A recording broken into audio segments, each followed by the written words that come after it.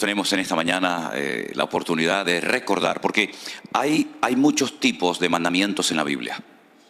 Se pueden clasificar, cada uno tiene su nombre, ¿verdad? Hay mandamientos que entran dentro de la lógica, ¿sí? Mandamientos que incluso muchas constituciones de muchas naciones pues tienen leyes que están basadas, sin darse cuenta, queriendo o sin querer, en esos mandamientos que entran dentro de un sentido común. El no matarás, el no robar, el no cometer actos delictivos, ¿no? Todo eso está basado en el código moral de la Biblia, ¿verdad?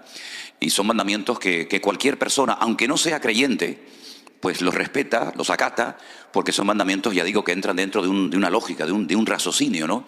La Biblia dice en Romanos capítulo 12 que Él es nuestro culto racional, si no es algo que se nos va de la mano, algo descontrolado, sino que en todo momento la razón, la mente funciona, y hay muchos mandamientos en la Biblia que tienen que ver con el respeto de los hijos a los padres, etcétera, que ya digo, entran dentro de una lógica. Luego hay otra clasificación no tan extensa como esta que les acabo recién de mencionar, que son mandamientos que no tienen en principio una razón de ser.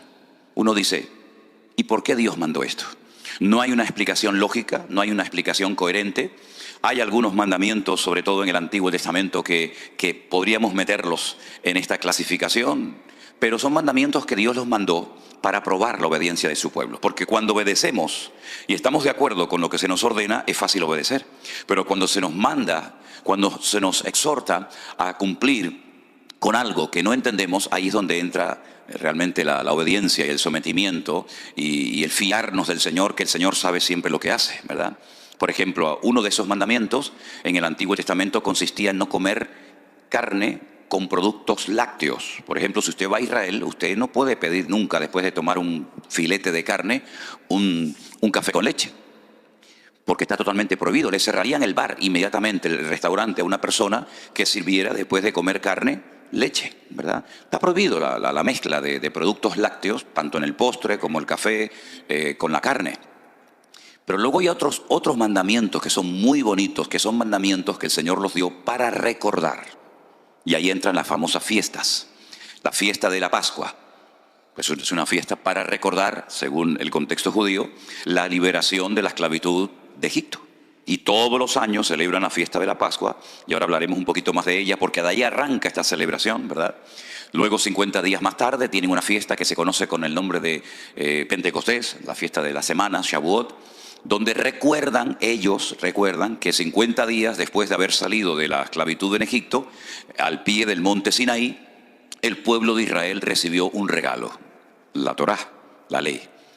Al finalizar casi el año, ya llegando cerca del mes de octubre, tienen una fiesta de obligatorio cumplimiento, que es la fiesta de los tabernáculos o la fiesta de Sucot, donde ellos recuerdan que fueron peregrinos en el desierto durante 40 años. Y hay muchos mandamientos que son para recordar. Así que estas son las tres grandes clasificaciones de los mandamientos en la Biblia. Mandamientos que entran dentro del sentido común, de la lógica, mandamientos que son para obedecer, aunque no los entiendas, y mandamientos que son para recordar. El Señor Jesucristo nos dio el mandamiento. Yo quiero que, si tienen su Biblia a mano y quieren venir conmigo, en la última cena, Él repartió el pan y el vino a sus discípulos. Recuerden que la noche que el Señor fue entregado, recuerden por favor que la noche que el Señor Jesucristo participó de la Santa Cena, esa misma noche lo prendieron y lo llevaron, bueno, primeramente a la casa de Anás y Caifás, después a la fortaleza de la Antonia, donde vivía el gobernador de la región de Judea, Poncio Pilato, y así estuvo, como decimos por allá, del tingo al tango, llevándolo de un sitio a otro, ¿verdad?, hasta que finalmente lo condenan a muerte. Esa noche que el Señor fue entregado era la noche de Pesaj, la noche de la Pascua, ¿vale? Los judíos recordaban y siguen recordando hasta el día de hoy uno de los mayores acontecimientos de la historia. Y fue como el Señor sacó a casi 2 millones de personas de un pueblo, del yugo de un imperio terrible, como era el imperio de los egipcios, ¿verdad?, del cual nunca iban a salir, todos iban a ir muriendo lentamente, a menos que el Señor hiciera una intervención milagrosa, cosa que ocurrió. Esa noche se comía rápidamente, porque tenían que recordar que salieron muy rápidamente de la esclavitud en Egipto. Fíjense qué rápido salieron, que ni siquiera dio tiempo para que la masa fermentara, para que la masa leudara. Por eso se come una galleta cuadrada que no sabe realmente a nada, que se llama la matzá, que es un pan sin levadura. Porque ya digo, no hubo tiempo ni siquiera para que fermentara la masa, porque tenían que salir rápidamente. Ellos comen todavía esa galleta sin levadura. Se hacen muchas preguntas en la mesa, muchas preguntas. ¿Y por qué salimos? ¿Y cómo salimos? ¿Y cómo salimos? ¿Y cómo fue? ¿Y cómo no fue? Hay una serie de juegos, de canciones. Hay una cosa que se llama el dresdel, que es como una especie de trompo, para que me entiendan, que los niños juegan. Si aciertan la respuesta, se les da un premio. En fin, es una fiesta muy bonita. Tienen un plato de agua salada, muy salada, y unas hojas de hierbas muy amargas que las mojan en ese plato salado y se las comen, saben a rayos. Pero el agua salada les recuerda las lágrimas que derramaron sus antepasados en Egipto. Y esas hierbas amargas. ¿Hay aquí algún argentino? Los argentinos tienen unas hierbas que las comen las rabichetas, unas hierbas amarguísimas. Y eso les recuerda, sí, algo así, no sé cómo se llama. Y les recuerda el hisopo, ¿verdad? La brocha que utilizaron para pintar la puerta y el dintel de la casa, ¿sí? Comen cabezas de pescado, porque dice la Biblia que si obedecemos al Señor seremos cabeza y nunca cola.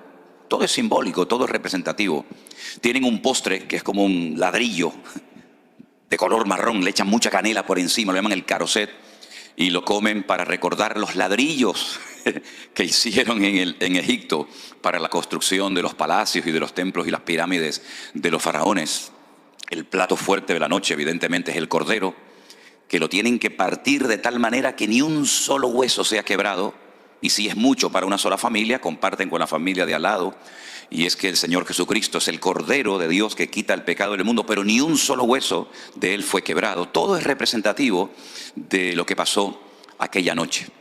Tienen no una, discúlpenme lo que voy a decir ahora, pero yo les digo lo que es, 4 copas de vino delante de cada comensal en la mesa, hasta arriba.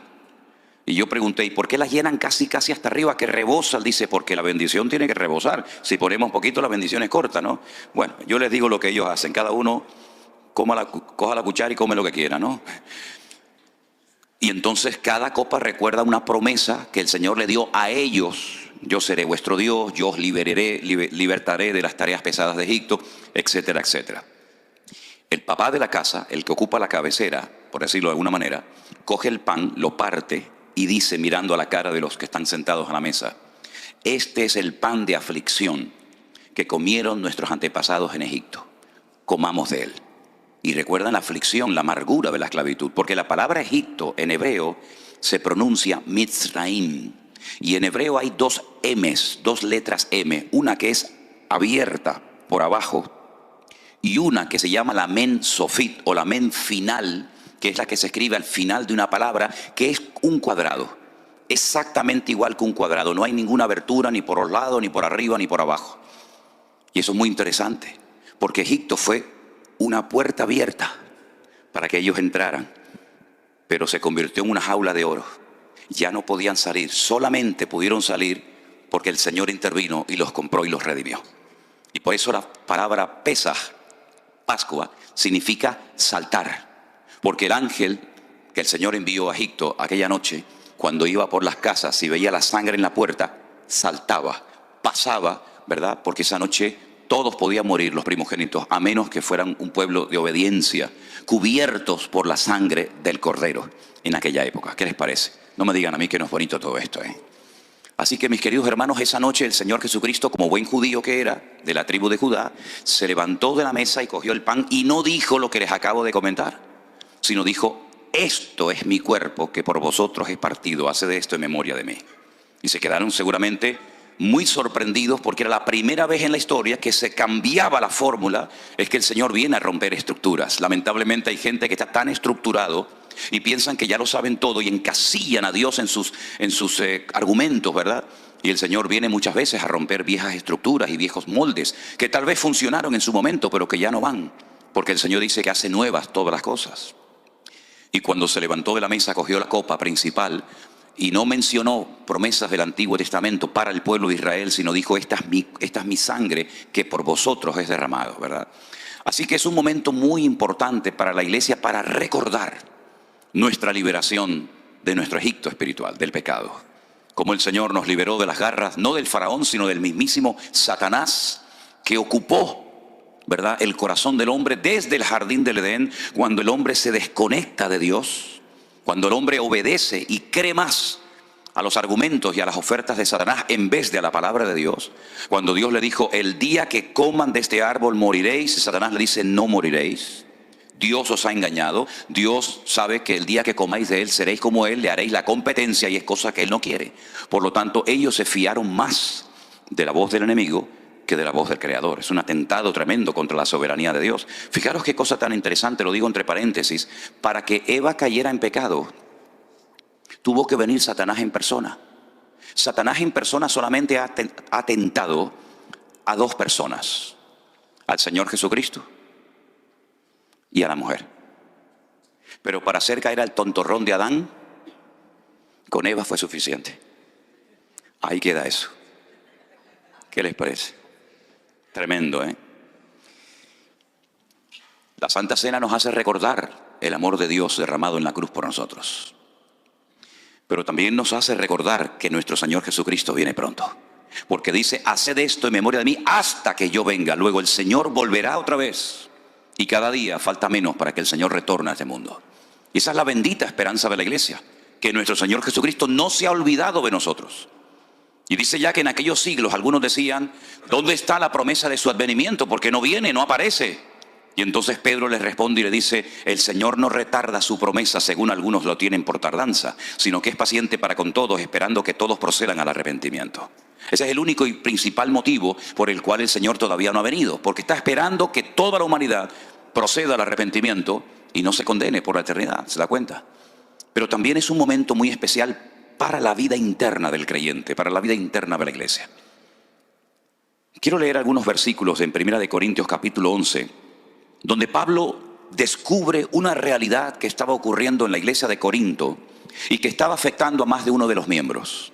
1 Corintios capítulo 11, mis queridos hermanos, a partir del verso 27, la palabra del Señor, vamos a prestar atención, nos dice así. De manera que cualquiera que comiere este pan o bebiere esta copa del Señor indignamente, será culpado del cuerpo y de la sangre del Señor. Por tanto, pruébese cada uno a sí mismo y coma así del pan y beba de la copa. Escuchen esto.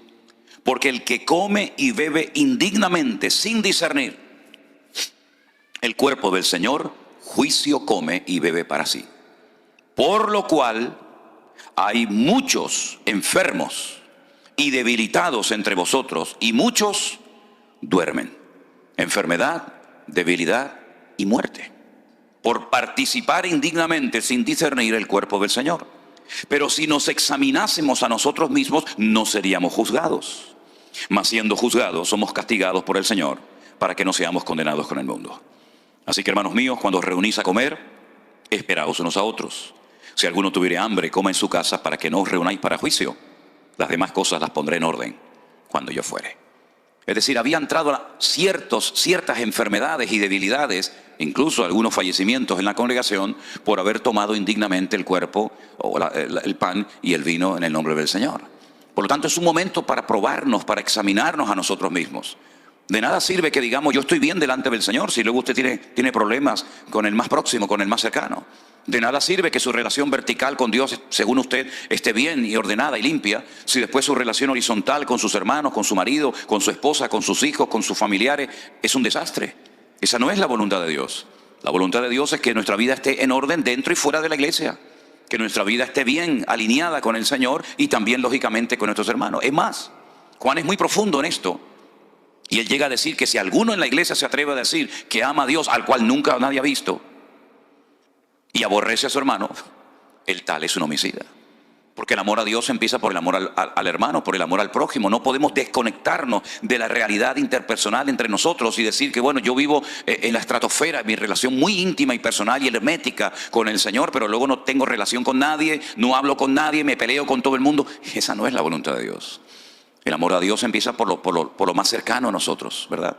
Y por eso dice Juan que es mentiroso aquella persona que dice que ama a Dios y aborrece a su hermano. Por lo tanto, es un momento muy especial, muy bonito, muy interesante para que nos probemos y nos examinemos a nosotros mismos. La iglesia de Corinto era una iglesia con muchos dones, pero con poco fruto. Y aquí tiene que haber un equilibrio.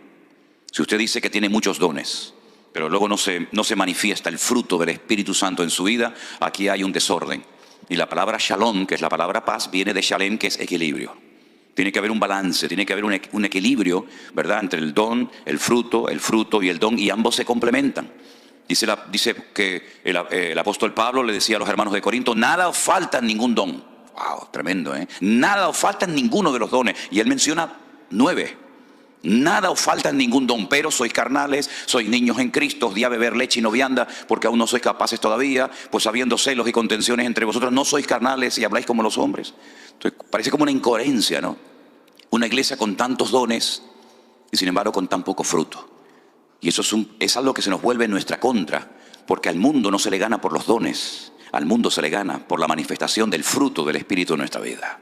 Al mundo no le importan los dones que usted tenga, porque al fin y al cabo prácticamente el 90% de los dones se ejercitan, se manifiestan de puertas para adentro, pero el fruto nos sirve para vivir la realidad, la cruda realidad del mundo en el cual Dios nos ha colocado a cada uno de nosotros. Así que, mis queridos hermanos, yo les invito a cerrar sus ojos en esta mañana y a orar a nuestro Dios y pedir que el Señor nos permita en esta mañana participar del pan y del vino dignamente, comprendiendo que no estamos cumpliendo un ritual ni una liturgia religiosa de la iglesia, sino estamos recordando la muerte, la resurrección, la venida de nuestro Señor Jesucristo pronto. Y también es un momento para que nos probemos y nos examinemos cómo estamos andando delante de Dios. ¿Cómo está mi relación con los más cercanos? Dice la Biblia que el que descuida a los suyos, escuche bien esto, el que descuida a los suyos, y esto va bien para las esposas, esto va bien para los maridos, esto va bien para todos, el que descuida su casa es peor que un incrédulo y ha negado la fe. Eso dice la palabra de Dios. Señor, por eso en esta mañana queremos participar dignamente de este momento tan especial que trae una renovación y un refrigerio espiritual a tu amada iglesia. Señor, bendice estos emblemas, estos símbolos que representan algo tan importante como es tu cuerpo, tu misma vida y tu sangre derramada por nosotros en aquella cruz. Gracias porque así como tú liberaste milagrosamente de la esclavitud, después de 400 largos años, a tu pueblo de Israel de Egipto, a nosotros también nos has liberado de las garras del diablo. Y hoy podemos vivir en paz, en libertad, en esa libertad gloriosa y maravillosa de tu pueblo, de tus hijos. Y podemos proclamar hoy que tú eres nuestro Señor, que tú eres el que nos has liberado y nos has dado vida y vida en abundancia. Bendice este momento tan especial, tan lindo para nuestras vidas. Y ponemos todo en tus benditas manos, oh Dios, en el nombre de tu amado Hijo Jesús. Amén y amén. Pido a la iglesia que se ponga de pie. Tal vez el pastor José nos pueda ayudar ahí con un... Yo voy a pedir a un par de hermanas, tal vez, bueno, ya están listas, que vayan comenzando a repartir y esperamos todos, gracias, esperamos todos para participar juntos, ¿sí? Pero tenga ahí su pan, su vino. Gloria a nuestro Dios. Amén. Yo recibí del Señor lo que también les he enseñado, que el Señor Jesús, la noche que fue entregado, tomó pan y habiendo dado gracias, dijo: tomad y comed, porque esto es mi cuerpo, que por vosotros es partido. Haced esto en memoria de mí. Participamos juntos, amados hermanos, del pan. Gracias a Dios. Asimismo tomó también la copa, después de haber cenado, diciendo: esta copa es el nuevo pacto en mi sangre. Haced esto todas las veces que la bebiereis en memoria de mí. Así pues, todas las veces que comiereis de este pan y bebiereis de esta copa, la muerte del Señor anunciáis, hasta que Él venga. Participamos de la copa, queridos hermanos.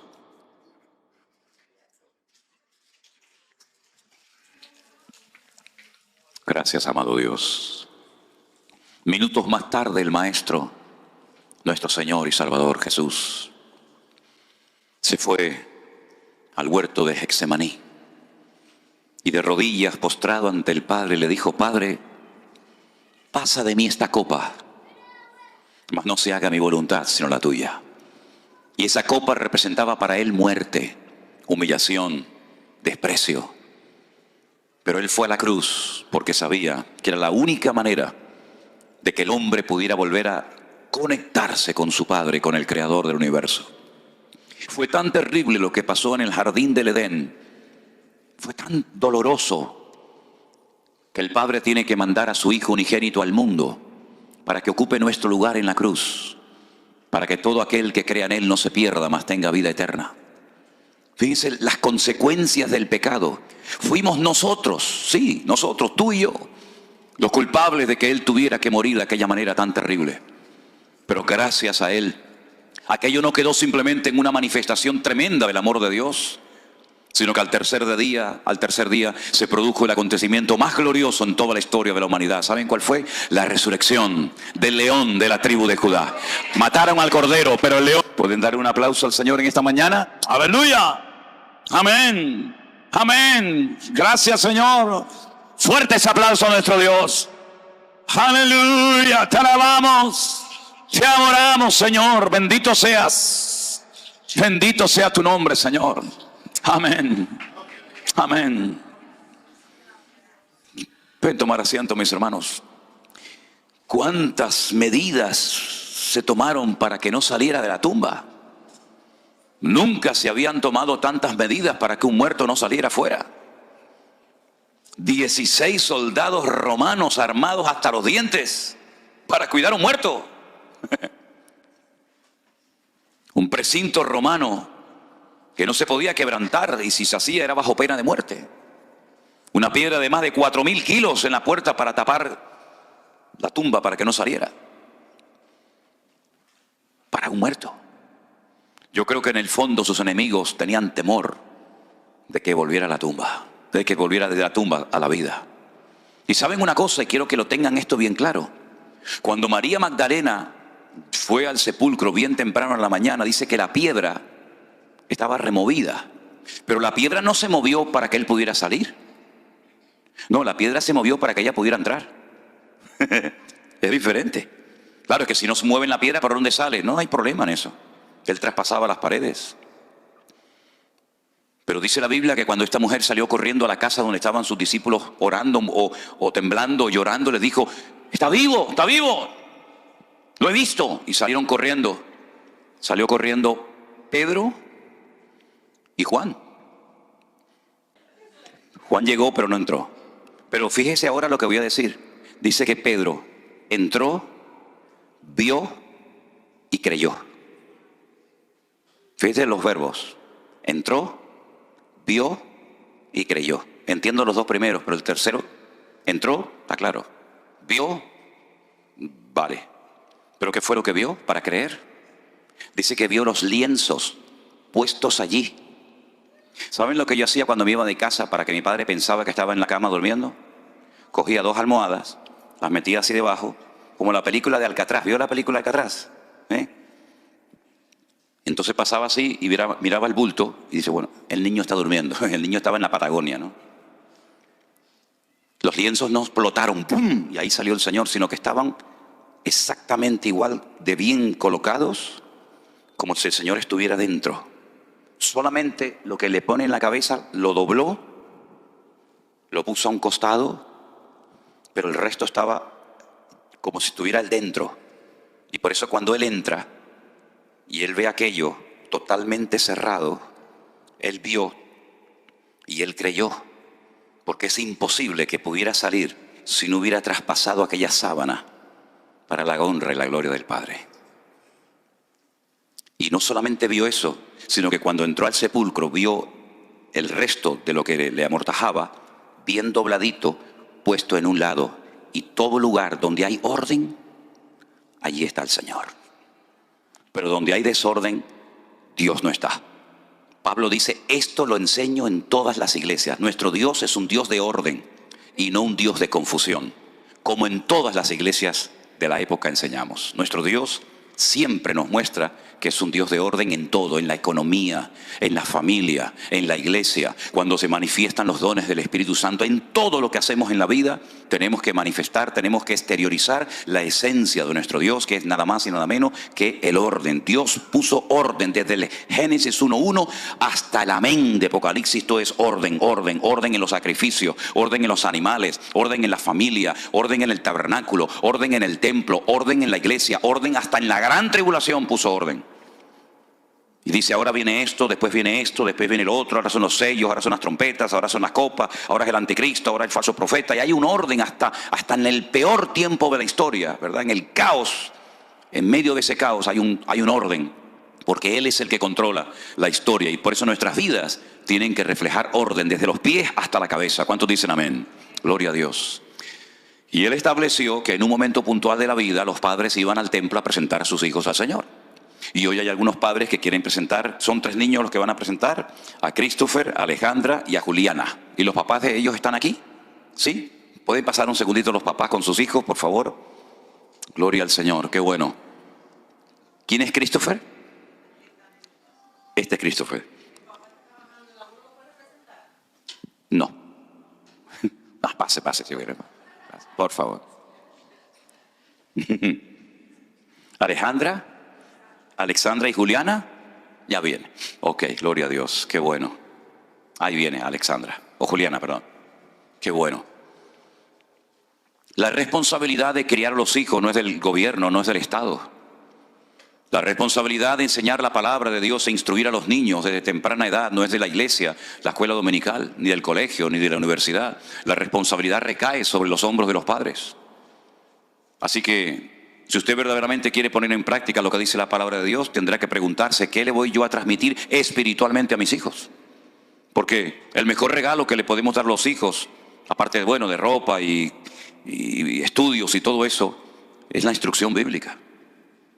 Porque con eso usted puede salvar a su hijo por la eternidad. Ahora son niños, ahora juegan y saltan y brincan, pero llegará el momento cuando tendrán que tomar sus propias decisiones y se casarán y tendrán familia. Esa es ley de vida. Pero ahora es cuando se pone la base. Ahora es cuando se pone el fundamento. Y la Biblia dice que 2 hombres se pusieron a construir una casa. Uno la construyó muy rápido. Esas cosas que son muy rápidas a mí me dan miedo, porque las cosas de Dios tienen que ir paso a paso. Como dicen los italianos, piano piano se va lontano, ¿no? Y construyó su casa. Y el otro también la construyó. Tardó un poquito más, pero al final las 2 casas estaban levantadas. Ay, amigo. Pero cuando sopló el viento, cuando subió el nivel del agua y la lluvia dio con ímpetu contra las paredes de aquella vivienda, una de las 2 se desmoronó. Y literalmente dice la Biblia, y fue grande su ruina. La otra permaneció. La diferencia entre una y otra no eran los muebles, no eran las paredes, no era lo que se veía, sino lo que no se veía. La base de una era arena. Arena. No había fundamento, no había solidez y se desmoronó. La base de la otra casa era la roca. Y la roca es la palabra. La roca es el mismo Cristo. El que le da estabilidad a la familia. El que le da estabilidad a una nación, a un pueblo. El que le da firmeza a una vida. ¿Verdad? Por eso dice la palabra de Dios que el que oye la palabra y la olvida y no la pone en práctica es como el hombre que construyó su casa sobre la arena. Pero el hombre, la familia, el hogar, el matrimonio, que pone su vida sobre la roca, sobre la palabra de Dios, dice que es el hombre prudente, el hombre sabio, porque tiene visión de futuro. Hoy podemos sonreír y saltar y brincar y alabar a Dios, pero la vida da muchas vueltas, muchas vueltas. Hay naciones que de la noche a la mañana pasaron de un momento de paz a un momento de guerra. Hay familias que pasaron de una fiesta alegre y gozosa a un momento de tragedia. La vida da tantas vueltas, tantos cambios. Y lo que nos va a mantener firmes, ¿saben lo que es? La palabra de Dios, la presencia del Señor en nuestra vida. Por eso presentar a los hijos al Señor es una bendición, es algo precioso, algo bíblico. Pero tengan en cuenta que la estabilidad y los conceptos y los principios y todo eso lo van a aprender en la casa, que es la primera escuela de la vida. En la Biblia el papá era el responsable de transmitir el conocimiento a los hijos. Los hijos aprendían y aprenden hoy en día a leer la Biblia en la casa antes de ir a la escuela. El conocimiento se lo transmite el papá al hijo. Los primeros versículos, los primeros capítulos, los primeros libros de memoria que saben los niños, se los enseña el papá. Pero la mamá, que se llama en hebreo, de la cual viene la palabra emuná, le enseña, le transmite la fe. Por eso Pablo le decía a Timoteo: Timoteo, la fe que tienes ahora habitó primeramente en tu abuela Loida y después en tu mamá Eunice, y estoy seguro que en ti también. La mamá transmite la fe, que es el cordón umbilical que nos conecta con Dios. Ya estaba ese niño, ya estaba esa niña conectado con su madre a través del cordón umbilical, ¿verdad? Y por ahí le pasaba el alimento, y por ahí le pasaba todo lo que necesitaba para fortalecerse. Y ahora la mamá sigue conectado con ese hijo de una forma diferente, pero transmitiéndole la fe, por la forma como habla, por la forma como actúa, por la forma como reacciona. La mamá es la que aporta la fe al niño, y el papá el conocimiento. ¿Ustedes están dispuestos a trabajar en equipo para criar a estos hijos? Bendito sea Dios. Vamos a ponernos una vez más de pie, hermanos, y bendecimos a estos niños y a estas familias. Que Dios les guarde y les bendiga. Y que sean niños sanos, que te amen, Señor, y te sigan todos los días de su vida. Y que le des muchísima sabiduría a los padres, Señor, para que puedan en el nombre de Jesús criar a sus hijos en el temor de Dios. Guárdales de malas influencias, guárdales en la escuela, guárdales de malas amistades, Señor. Guárdales de peligros y accidentes. Que tus ojos estén abiertos de noche y de día sobre estos hogares, sobre estos papás. Señor, dale sabiduría para que puedan atenderlos y educarlos como tú lo harías en lugar de ellos. Dale sabiduría, Señor, para responder a sus preguntas cuando las hagan. Que sean ejemplos, Señor, de fe, de paciencia, de amor, de tolerancia, de perdón. Y que puedan ver en sus padres un reflejo del amor de Dios. Y que nunca olviden lo que aprendieron en el hogar. Márcales hoy, Señor, y cuídalos durante todos los días de su vida. Los presentamos delante de ti y pido que bendigas y bendigas grandemente a estos padres, a estas madres, Señor, en el nombre de Jesús. Que tú les des mucha sabiduría, Señor, a sus familiares, para que puedan, Señor, educar a estos niños en el temor de Dios. Tu palabra dice: instruye al niño en su camino, y aun cuando fuere viejo no se apartará de él. Gracias, Señor, por ellos. Los bendecimos en esta mañana en el nombre, sobre todo nombre, de nuestro Señor Jesucristo. Amén y amén. Damos un fuerte aplauso a nuestro Dios. Gente que estamos conociendo, de los niños que estamos orando, las bodas que estamos celebrando. Esto es tremendo. Esto es el ministerio intenso, ¿eh? Aquí no hay descanso. Aquí hay, ¿verdad?, una cosa detrás de otra. Y es que tenemos que aprovechar el tiempo. Me dice la gente: ¿fuiste a Miami de paseo? ¿Fuiste por aquí? Digo: ¿pero cuándo voy a ir, mijo? Si no tengo a veces ni tiempo ni para comer, ¿eh? Pero tampoco hemos venido a pasear, hemos venido a estar con ustedes, a disfrutar, y estamos disfrutando muchísimo. Me decía una hermana, varias hermanas me decían, el otro día cuando estuvimos en la iglesia bautista de allí de Hialeah, me decía: pastor, usted tiene que estar muy cansado. Digo yo: para nada. Cuando llega a España ya es otra cosa. Pero de momento estamos disfrutando, y se nota que hay mucha gente orando por todo esto, ¿eh? Se nota muchísimo, pero estamos disfrutando muchísimo. Estamos muy contentos, muy agradecidos al Señor. Y saben una cosa, hermanos, cuánta gente daría lo que fuera por estar sentado hoy en esa silla. Cuánta gente me escribe y me dice: ay, cómo me gustaría estar ahí con ustedes, cómo me gustaría poder saludarlos, cómo me gustaría. Abrí antes un poquito el Facebook en directo, lo hice allá atrás y aquí. Bueno, y eso es una lluvia de gente. Ay, hermanos, saluda a los hermanos, estamos tan contentos, les estamos siguiendo, estamos orando, y así que le agradecemos. Y ahora mismo también hay un montón de hermanas, ¿no?, que están ahí conectadas, ¿no? El del grupo 1. Vamos a darles un aplauso a todas las hermanas que nos están viendo en esta mañana. Dios les bendiga. Me dijo una vez una persona: oye, pero ustedes en la iglesia virtual no tienen hombres. Dice: pues todos son mujeres. Digo: bueno, algunos hay, gracias a Dios, ¿no? Algunos hay. Pero la proporción de... Sí, no, yo sé. La proporción es una goleada arrolladora de mujeres contra los hombres, ¿eh? Por un hombre hay 20 mujeres, ¿no? Vamos a entrar ahora en una parte diferente del culto, de la reunión, porque yo había anunciado ayer que los que tuvieran alguna pregunta la pudieran hacer. Pero antes de darle lugar a ustedes a preguntas y yo contestar preguntas que tenemos aquí, quisiera compartir con ustedes algunas cosas que considero necesarias, ¿ok? Gracias, ok, gracias, hermano, te lo agradezco. No, es que como me encanta la música, me voy con él y me tengo que ir para aquí ahora. Gracias, te lo agradezco. Miren, la iglesia virtual está compuesta por personas de muchos trasfondos. Hay gente que viene de un contexto ultra pentecostal. Otras personas vienen de un ambiente tal vez más conservador. Unos fueron educados en una línea doctrinal tal vez diferente a la de otras.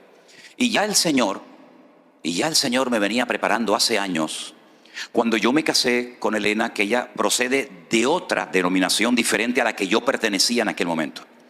No sé si en Estados Unidos se conoce o se llama igual una denominación, un grupo de iglesias. En España se conoce como asambleas de hermanos. Son iglesias muy conservadoras, donde la mujer usaba ¿cómo es? El velo, la mantilla, ¿sí? No podían orar.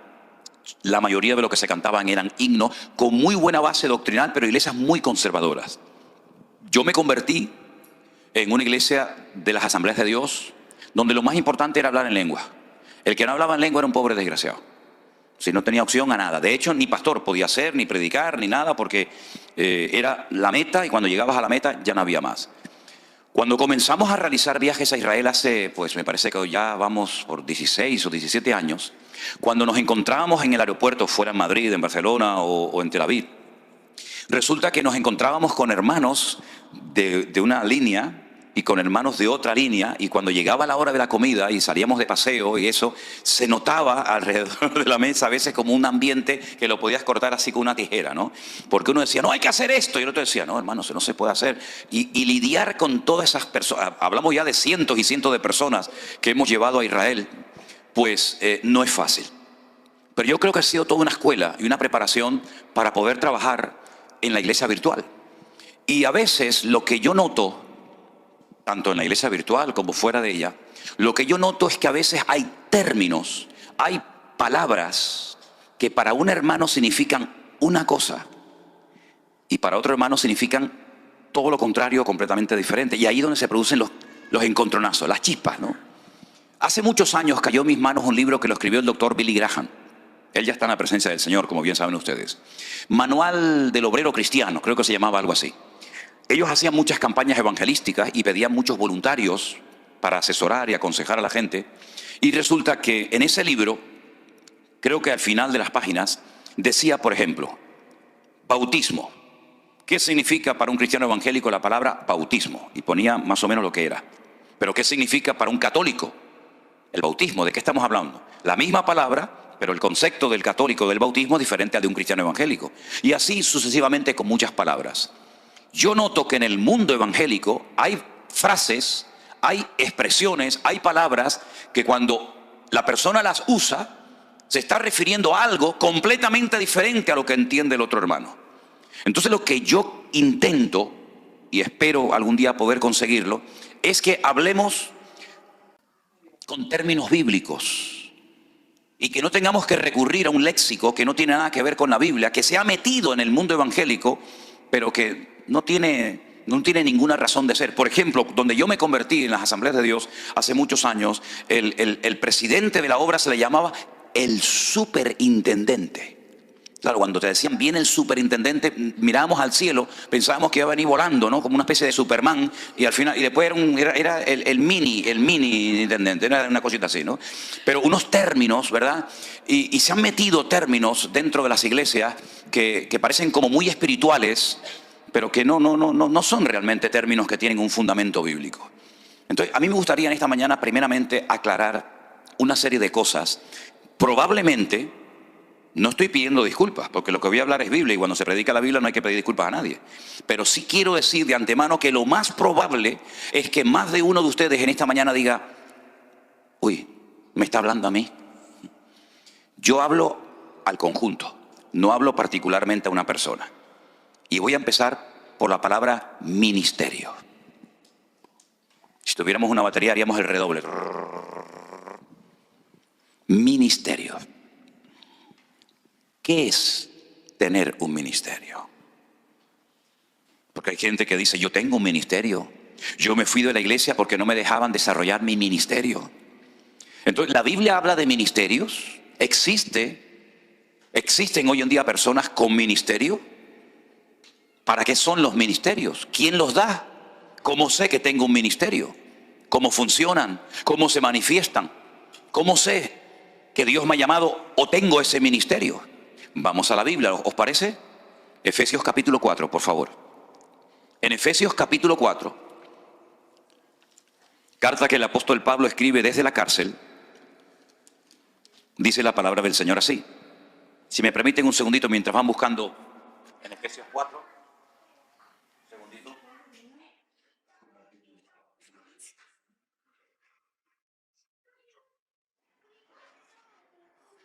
porque tengo que grabar esto, ¿sí?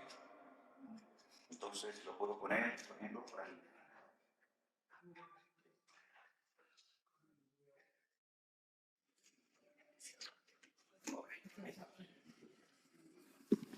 Vamos a ir a Efesios capítulo 4 y vamos a leer algo muy interesante que tiene que ver con esto que vamos a definir en esta mañana, el ministerio. Efesios capítulo 4 dice a partir del versículo 11. Efesios 4:11. Él mismo constituyó a unos apóstoles, a otros profetas, a otros evangelistas, a otros pastores y maestros. 5 apóstoles, profetas, evangelistas, pastores y maestros. ¿Con qué finalidad? ¿Cuál es el objetivo? Bueno, para perfeccionar o capacitar a los santos, a los creyentes, ¿para qué? Para la obra del ministerio, para la edificación del cuerpo de Cristo, es decir, la iglesia. ¿Hasta cuándo? Hasta que todos lleguemos a la unidad de la fe y del conocimiento del Hijo de Dios, a un varón perfecto o completo, a la medida de la estatura de la plenitud de Cristo, para que ya no seamos niños fluctuantes, llevados por doquiera de todo viento de doctrina, por estratagema de hombres que para engañar emplean con astucia las artimañas del error, sino que siguiendo la verdad en amor, crezcamos en todo aquel que es la cabeza, es decir, en Cristo, de quien todo el cuerpo, es decir, toda la iglesia, bien concertado y unido entre sí por todas las coyunturas que se ayudan mutuamente, según la actividad propia de cada miembro, recibe su crecimiento para ir edificándose en amor. Los 5 ministerios, los únicos 5 ministerios que la Biblia enseña que existen, los hemos leído en esta mañana. Los apóstoles, los profetas, los evangelistas, los pastores y los maestros. Eso es lo que la Biblia llama y considera ministerios. Si usted está de ujier en la puerta de una iglesia, lo cual es loable y le estamos muy agradecidos, eso no es un ministerio. Eso es una función, es un servicio, gracias al Señor que usted lo está prestando con todo el amor del mundo y se esfuerza por hacerlo bien y por atender a la gente, porque el ujier que está en la puerta es la primera imagen que se lleva una persona cuando llega a un lugar. Y una de las leyes de Murphy dice: nunca tendrás una segunda oportunidad para dar una primera imagen. Por lo tanto, el ujier es fundamental, porque si el ujier tiene cara de vinagre o está enfadado ese día o sabe Dios qué, ya dice: uy, ¿cómo son toda la gente aquí de rara? No, es él el raro, pero todos los demás somos normales, ¿verdad? Pero no es un ministerio, el ministerio del ujier. No, yo tengo el ministerio de limpiar la iglesia. Eso no es un ministerio, es un servicio, es una función tremendamente importante en la iglesia y necesaria, pero no entra dentro de lo que hemos leído en esta mañana, que se considera un ministerio. Entonces vamos a hablar con coherencia y con propiedad y con madurez. Los ministerios son los que hemos leído en esta mañana. Y lo que salga de esto son funciones, son servicios, son trabajos voluntarios o remunerados, pero no son en sí un ministerio. Hay gente que me ha dicho en el pasado: bueno, yo me fui de la iglesia porque no podía desarrollar mi ministerio. Y yo le pregunto: ¿y su ministerio, hermana, concretamente cuál era? No, mi ministerio era el de la limpieza. Bueno, hermana, discúlpeme, eso no es un ministerio.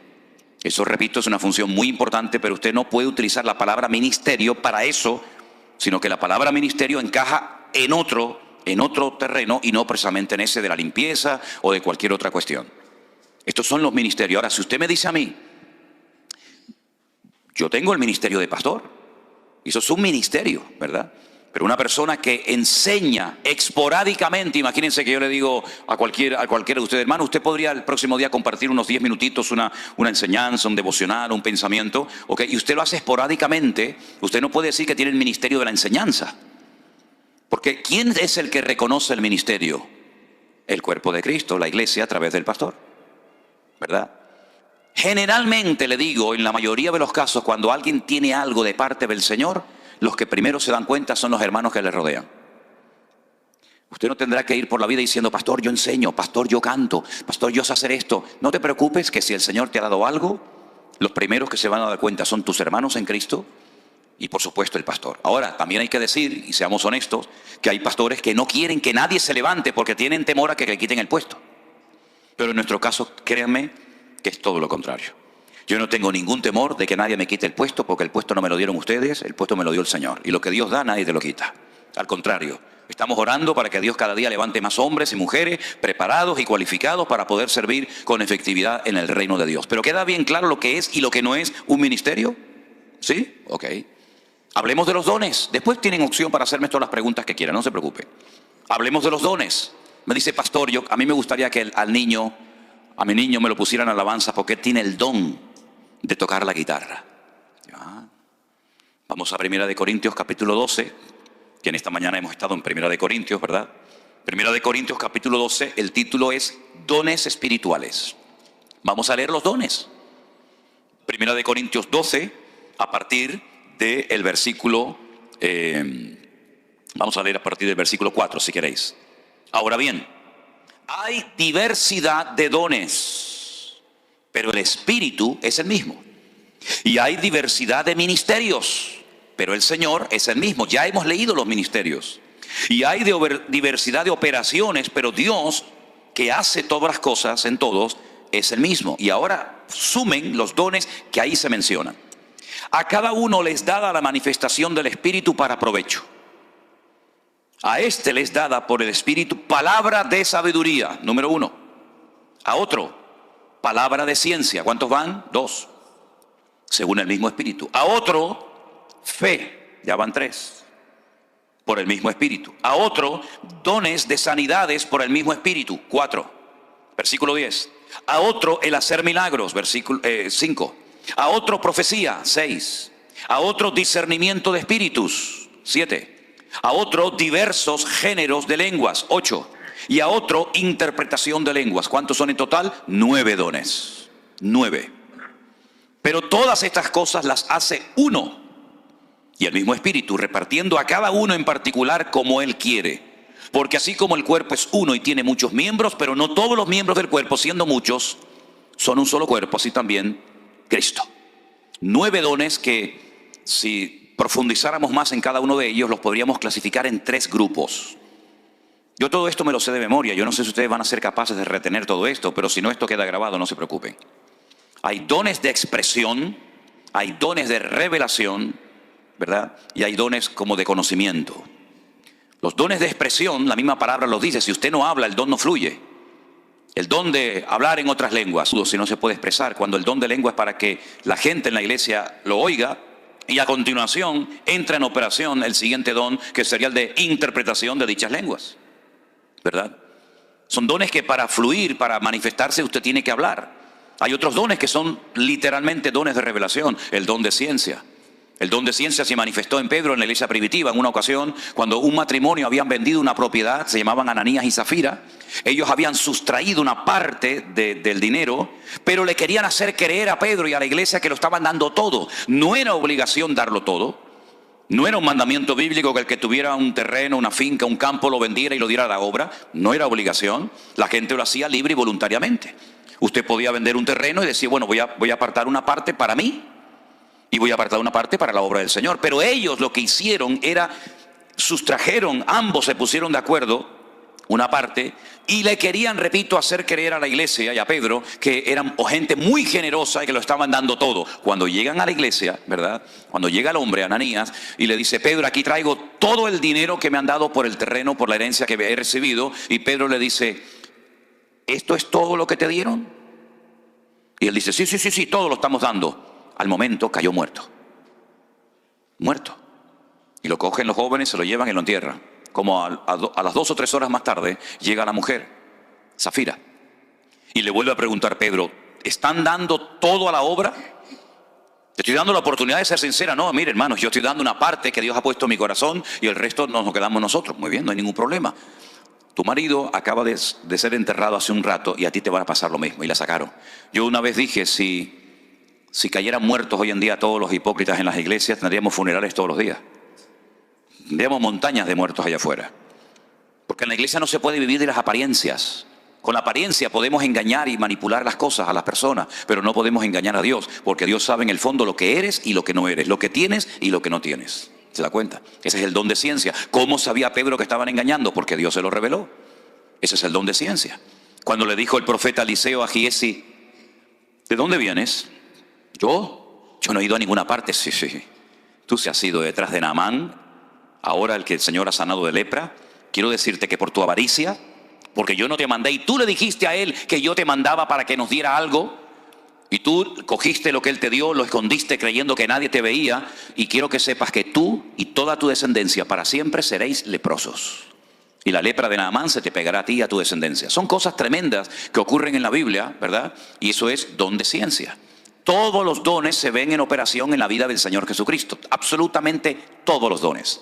Pero ¿dónde está el don de tocar la guitarra? ¿No hay satanistas que tocan muy bien la guitarra? ¿No hay ateos que tocan muy bien la guitarra, el piano, la trompeta, el saxo, la batería o lo que sea? Eso es un talento. Eso es un talento, no es un don, porque el don es instantáneo. ¿Lo tiene o no lo tiene? El talento hay que tratarlo, hay que cultivarlo. Si usted quiere aprender a tocar un instrumento, si usted quiere aprender a cantar, si quiere aprender a un idioma diferente, usted tiene que trabajar, tiene que estudiar, tiene que esforzarse. Así que el talento se va cultivando paulatinamente, es progresivo, el don es instantáneo, ¿verdad? Aunque la persona evidentemente no sea perfecta. Así que no hablemos, no atribuyamos a personas que tienen el don de esto o el don de aquello, porque los dones ya los hemos leído esta mañana, pero hay otra lista en Romanos capítulo 12 de otros dones que ahí se mencionan. Hemos mencionado 9 en Primera de Corintios 12, pero en Romanos capítulo 12 hay otra lista y son los siguientes. Aquí se mencionan unos cuantos más. Romanos capítulo 12, versículo 4. Porque de la manera que en un cuerpo tenemos muchos miembros, pero no todos los miembros tienen la misma función, así nosotros, siendo muchos, somos un cuerpo en Cristo y todos miembros los unos de los otros. De manera que teniendo diferentes dones según la gracia que nos es dada, ahora este sí se repite. El de profecía, úsese conforme a la medida de la fe, o de servicio en servir, el que enseña en la enseñanza, el que exhorta en la exhortación, el que reparte con liberalidad o generosidad, el que preside con solicitud, el que hace misericordia con alegría. ¿Se dan cuenta? Son otros dones. Tal vez no tan conocidos como los de Primera de Corintios 12, pero al fin y al cabo no dejan de ser dones del Espíritu Santo. Entonces, mis queridos hermanos, estos son los dones que menciona la Biblia. Primera de Corintios 12, Romanos capítulo 12, lo que salga de ahí será un don, un talento, algo que usted ha aprendido, pero no se puede considerar un don del Espíritu Santo el que usted juegue bien al fútbol, el que usted pinte muy bien las paredes, usted haga cuadros, ¿verdad? Eso no es un don, son talentos, son habilidades que también forman parte de la vida, pero no podemos decir bíblicamente, usted tiene el don de pintar lindos cuadros. Es un gran pintor, pero eso no es un don del Espíritu Santo, ¿ok? Ok, antes de seguir adelante, de lo que estoy hablando, que he hablado de ministerios y de dones, ¿hay alguna pregunta? ¿Algo que quieran preguntar que tal vez no haya quedado lo suficientemente claro y usted dice, ¿me podría explicar un poquito más esto o aquello? ¿Alguien tiene alguna pregunta? Si alguien tiene una pregunta, levante la mano, le vamos a poner un micrófono para que usted haga la pregunta, para los que están en casa puedan escuchar su pregunta y entonces con toda libertad la puede hacer. ¿Alguien tiene alguna pregunta sobre lo que he hablado hasta ahora?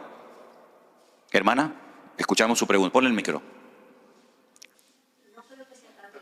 Espera. Un segundito. Dale volumen. ¿Tiene? Sí. ¿Tiene volumen? A ver. Ok.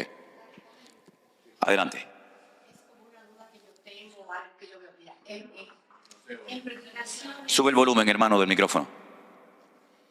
personas que hablan en lengua cuando están predicando, que de cada 3 segundos se van a hablar en lengua, continúan con la prédica y vuelven otra vez a hablar en lengua y vuelven otra vez y siguen con la prédica. No sé, a mí como que yo lo veo, I don't know. Entonces también noto que fuerzan a veces, que hacen los llamados para forzarte, que vayas al frente y forzarte a que hables en lengua. Eso es algo que a mí como que me choca, de que vengan hermanos, pasen adelante, abran sus bocas, empiecen, que ya van a hablar. Y yo me quedo mirando, eso es... Eso no es bíblico, eso es presión. Y en la iglesia no se tiene que presionar a nadie, a nada. Las cosas en la iglesia fluyen solas por convicción y no por presión. Yo he estado en cultos, yo he presenciado cultos donde la persona que se le dice que tiene que hablar en lengua no habla, y resulta de que entonces le dice, bueno, repita conmigo. Y yo digo, ¿cómo que repita conmigo? Y entonces ya le enseñan 4 o 5 palabras o frases, y entonces ya ha sido bautizado en el Espíritu Santo. Un aplauso al Señor. Oiga, ya somos mayorcitos, ¿sí? Eso no es así. En la Biblia no hay ni un solo caso de ningún apóstol, de ningún discípulo, de nadie que presionara a una persona para hablar en lengua. De hecho, Pablo en 1 Corintios dice, ¿hablan todos lenguas? ¿No? ¿Son todos apóstoles? ¿Tienen todos dones de sanidad? El Señor reparte como Él quiere. ¿Por qué se ha hecho un sobreénfasis a ese don en particular y no a otros? ¿Por qué no se dice, a ver, vamos a orar para que todos en la iglesia tengan don de servicio? Nunca he visto eso en ninguna iglesia. Vamos a orar para que todos tengamos el don de misericordia o de exhortar. Pero sin embargo se ha hecho un sobreénfasis desde hace unos siglos a esta parte, porque nació aquí en los Estados Unidos un movimiento, ¿verdad?, de que lo importante, lo trascendental, lo fundamental era hablar en lenguas. Incluso se llegó, como dije estos días, a crear toda una teología diciéndole y haciéndole sentir sin querer mal a algunos hermanos que si no hablaban en lengua no eran personas lo suficientemente espirituales. Y no podían ni siquiera ejercer ninguna función dentro de la iglesia, ni siquiera en el ministerio sirviendo al Señor, ¿verdad? Presionar a una persona para que hable en lenguas es un disparate, no es bíblico, no es correcto. Y además no hay una obligación, no hay un deber de que todo creyente tiene que hablar en otras lenguas. No hay una obligación, no es algo prioritario, algo fundamental, en absoluto. Es uno de tantos dones que hemos leído en esta. Y otra cosa, dice el apóstol Pablo, y hay todo un capítulo que es el 12 y el 14 de 1 Corintios, que dice, si entran en la iglesia y todo el mundo está hablando en lengua, ¿no dirán que estáis locos? Si la gente nos critica injustamente, bueno, lo aguantamos, pero lamentablemente a veces hay iglesias que parecen circos. Y la gente entra y dice, estos son los cristianos. Uno haciendo el pavo, el otro haciendo el pollo, el otro la gallina, el otro saltando, el otro dando vueltas en círculo como si estuviera en trance. Lamentablemente a veces no se da una imagen digna del Evangelio, sino parecen personas que están desquiciadas, locas, fuera de sí, que han perdido el control. Cuando la Biblia dice, Él es nuestro culto racional. Eso no significa que estoy lleno del Espíritu. Muchas veces, mire, yo estaba predicando una vez en una iglesia en Canarias, y mientras predicaba la gente venía corriendo, se tiraban al suelo y empezaban a gritar como locos, a patalear. Y yo miraba al pastor para ver si el pastor ponía un poco de orden y me decía, siga hermano, siga. Pero claro, ¿cómo voy a seguir si me están interrumpiendo la predicación? Dios está hablando con su palabra y viene Dios a interrumpir su palabra. Es una incoherencia. Y él decía, es que están cayendo bajo el fuego del Espíritu. Muchos de los que se manifestaban allí no era por el Espíritu de Dios, estaban endemoniados, así de claro como se lo digo. Entonces, ¿cuántas veces por falta de conocimiento, por falta de tacto, por falta de sabiduría, se hacen cosas que uno piensa que están bajo la influencia del Espíritu Santo y son auténticas locuras y entran en carnalidad? Yo fui a predicar una vez a una iglesia y delante de mí había una señora que después de una alabanza empezó a decir, como si estuviera profetizando, ¿no? Pueblo mío, así dice el Señor. Y bueno, vamos a ver. Dice, ustedes los pentecostales son mis favoritos, son los que yo más quiero. Y todo el mundo, imagínate, una iglesia pentecostal, que el Señor diga, entre comillas, que somos que eran los favoritos, imagínate, eso fue como si fuera metido un gol en su equipo de fútbol favorito, ¿no? ¿Cómo que favorito? Si la Biblia dice que Dios no hace acepción de personas. Yo pensaba que el pastor le iba a decir, hermana, se lo diría en público, hermana, disculpe, eso que ha dicho es un disparate, eso no es de Dios. Eso no es de Dios. Pero no le dijo nada. Entonces muchas veces falta tacto, falta sabiduría, falta conocimiento de la palabra, y muchas cosas que se le atribuyen al mover del Espíritu Santo no tienen nada que ver con el mover del Espíritu Santo. Fui una vez a una iglesia y había una persona que estaba haciendo el mismo ruido que una gallina cuando va a poner un huevo. Igual. Y yo decía, bueno, a ver si pone huevo ya de una vez. Y le digo, ¿qué le pasa a este hombre? Y dice, no, es que está bajo el poder del Espíritu Santo. Y el otro haciendo el león, porque estaba imitando al león de la tribu de Judá. ¿Dónde está eso en la Biblia? Son auténticos disparates, y eso es lo que vende, eso es lo popular, eso es lo que a mucha gente le gusta, pero no tiene nada que ver con el mover genuino del Espíritu Santo de Dios, en absoluto, para nada. Además, cuando una persona habla en lengua en la iglesia, tiene que haber interpretación. Dice, si no, calle. Y por turnos, ¿eh? No todo el mundo como locos hablando al mismo tiempo, sino sea por turnos, si cae el primero y después el segundo. Si hay un orden, y si no hay orden, Dios no está ahí. Dios se mueve en el orden, no en el caos y en el desorden. Eso es lo que dice la Biblia. ¿Sí? Presionar a una persona para que hable en lenguas, por favor, en absoluto. ¿Alguna pregunta más? Ahí, hermano. También por acá. Adelante. Sí, a propósito de eso, pastor. Sí. No es un partido de fútbol, ¿eh? No. No. Las primeras ocasiones que fui a una iglesia, el pastor se ponía la mano en la frente, Sí. y la gente se caía. Ajá. Entonces a mí me la puse y no me caía. Vale. Me decía, es que no te toca, no tienes el don del Espíritu, no estás sintiendo el don del Espíritu Santo porque no te caes. Yo no me quise caer, o sea, no me caí porque sentí que no estaba tirando. Y eso decía que era un don, el que te tocaran y te cayeras. Yo he leído en esta mañana la lista de los dones del Espíritu Santo y en ningún momento aparece que hay un don que consiste en tumbar a la gente. Ahora, les cuento lo siguiente. Mi padre, cuando era inconverso, nunca en la vida, jamás en la vida, había pisado una iglesia. Él fue a la iglesia, una iglesia evangélica en Las Palmas de Gran Canaria, por primera vez, para darle las gracias a la congregación y al pastor por haber orado por mi hermana, que en aquel momento estaba siendo operada y necesitaba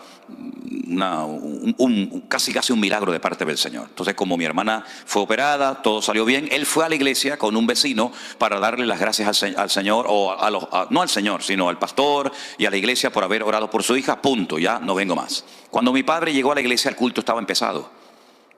Al final de la iglesia había una cruz con una luz por dentro y estaban cantando el antiguo himno en la cruz, do primero vi la luz, ¿verdad? Cuando mi padre entró por el pasillo de la iglesia, mi padre nada más entrar, cayó postrado al suelo llorando por una convicción de pecado espectacular. En aquella época no se caía nadie, ni las moscas se caían. Y él cayó al suelo postrado, llorando, y ese día mi padre se convirtió, le entregó su vida a Cristo. A los 3 meses o 4 meses nos llevó a todos a la iglesia, todos nos convertimos y nos bautizamos el mismo día. Hay momentos en los que Dios hace cosas tremendas, ¿verdad? Nosotros estuvimos en una iglesia durante años en Tenerife y un día me llamó a mí la máxima autoridad de la ciudad y fui a entrevistarme con él a su despacho y estaba allí porque me habían denunciado y fui a hablar con la persona más importante del condado, de la ciudad, y me preguntó y me dijo, ¿qué hacen ustedes en su iglesia? Y bueno, nosotros cantamos, predicamos, alabamos a Dios. Y no, mira, hay unos vecinos que viven enfrente de ustedes, que cuando ustedes empiezan a cantar y empiezan a orar, ellos en su casa se caen al suelo, y entonces ya están cansados de que cada vez que se pongan a orar, ellos se caen al suelo y no pueden ver la televisión, ni pueden... Y yo le dije, yo no tengo ni la más remota idea de lo que usted me está diciendo. Yo sé que me han rayado el coche me parecía una cebra, lo tenían rayado para arriba, para abajo, y los vecinos me decían, sal, te lo están rayando ahora. Y le dije, mejor que no salga, pues yo me conozco. Pero ustedes son tontos. Digo, no, prefiero no salir. Y mi coche era, ya te digo, una cebra, arriba, abajo, con un clavo, con un destornillador. Bueno, pero yo no sabía que a ese señor le estaba pasando eso con su señora cuando estaba en su casa. Yo durante años fui evangelista, no fui pastor, no era maestro, sino que predicaba en las calles 1 semana, 2 semanas, 3 semanas, 1 mes, predicando todos los días en la calle. Y durante la predicación, gente inconversa, gente de macumba, de umbanda, de estas religiones extrañas, comenzaban a caerse en las calles. Y yo miraba para todos lados y decía, ¿pero qué está pasando aquí? La gente caía por el poder de Dios. Bueno, pero yo no obligaba a nadie ni empujaba a nadie. Además, para tirarte a ti hay que tener fuerza, ¿eh? Porque tiene que estar muy ungido, ¿eh? Tiene que estar muy ungido, ¿verdad? Entonces, hay gente que empuja, hay gente que finge, hay gente que se tira. Hay de todo en esta vida. Como decía mi abuelo, en este mundo, hijo, hay para todo. Pero no es un don. También hay gente que empuja. Yo fui una vez a una iglesia y mandaron a todos pasar adelante, cosas que a mí me ponía enfermo, pero pasé adelante y el muchacho me empujaba y me empujaba y me empujaba. Y yo le dije, ¿tú quieres que yo me tire? Pues claro, él diría, se cayó Manolo Sierra, él le daba caché, no le daba categoría, ¿no? Y digo, ¿tú quieres que yo me tire y te quedes ya tranquilo? Porque me tienes loco, ya me estás mudando para atrás, me va a dejar un agujero aquí en la frente, ¿no? Entonces, no es ningún don, se convirtió en una moda que en Argentina, cuando yo fui en el año 90 a Argentina, te obligaban después de la predicación a orar por todo el mundo, pero es que las iglesias eran de 2.000, 3.000, 4.000 personas, y estaba hasta las 3 y 4 de la mañana, ora por este, ora por el otro, porque los que se caían, el pastor era un hombre importante. Si no se caían, el pastor era menos importante y no te invitaba más. son simplemente modas, son modas que van y vienen, pero no tienen absolutamente nada que ver con esto. Si yo no me caigo, no significa de que el Señor no me está bendiciendo. ¿Cuándo comenzaron 120 personas al mismo tiempo a hablar en otras lenguas? Y dice la Biblia que fueron llenos, como nunca nadie jamás ha sido lleno del Espíritu Santo. En Pentecostés, en Jerusalén, estaban todos sentados. Lo dice, estaban todos unánimes sentados. Allí no se cayó nadie. Y aquello era genuino de parte del Señor. Ahora, cuando vinieron a aprender al Señor Jesucristo durante la noche en el huerto de Getsemaní, y Jesús dijo, ¿a quién vienen a buscar? Dice, a Jesús, dice, yo soy. Así, ¡bum!, se cayeron todos al suelo. Se levantaron y lo llevaron a la cruz, así que no les sirvió de nada que se cayeran. Pablo cayó al suelo. Daniel cayó al suelo temblando. Juan en la isla de Patmos dice, cuando le vi caí como muerto a sus pies, pero él puso su diestra sobre mí y me dijo, no temas, yo soy el primero y el último, ¿verdad? Juan también cayó postrado al suelo, pero el ángel Gabriel se le presentó a Daniel en Babilonia y quedó muerto de miedo, temblando, y se le presentó el ángel Gabriel a María y ni se inmutó y le dijo, ¿cómo será todo esto? Dios respeta la individualidad de la gente. Obligar a la gente a que se caiga o no se caiga me parece una falta de respeto. Dios se mueve como quiera. Y si Dios quiere hacer algo, que lo haga Él, pero no el hombre. Esa es mi opinión. ¿Sí? Por allá había una pregunta, hermano Gregorio. Gracias. Necesito clarificación. Romanos 12, 7, donde se dice, o si de servicio en servir, o el que enseña en la enseñanza. Servicio, cuando usted mencionó lo usere, que eso no es un servicio, que eso no es un don anteriormente, o estoy confundido. No, yo no dije que el servir no sea un don, de hecho aquí está como un don. Ok, entonces el que está en una puerta ayudando, eso, dando un servicio, no es un don. Estamos mezclando. Yo dije que no era un ministerio. Okay, Servir es un don, no un ministerio. Ok, ya entendí esa parte. Ahora, generalmente el que tiene el don de servicio, ni él se da cuenta que lo tiene. Pero las primeras personas que se dan cuenta que lo tienen son los hermanos que le rodean. Aquí entre nosotros hay mucha gente que tiene el don de servicio y a lo mejor no se han dado ni cuenta de que lo tiene. Porque es un don que la gente no pide. La gente no pide el don de servicio, la gente pide el don que se vean. Pulpitis, ¿no? Pulpitis, microfonitis, eso es lo que le gusta a la gente, ¿no? Pero el don de servicio, servir a los demás, es algo maravilloso. La gente lo tiene, le sale espontáneo, no tienes que decirle nada. Es una persona con iniciativa. ¿Saben? Una vez hicimos una pequeña obra de teatro y dije, miren, vamos a explicar de una forma gráfica cómo se manifiestan y operan algunos dones.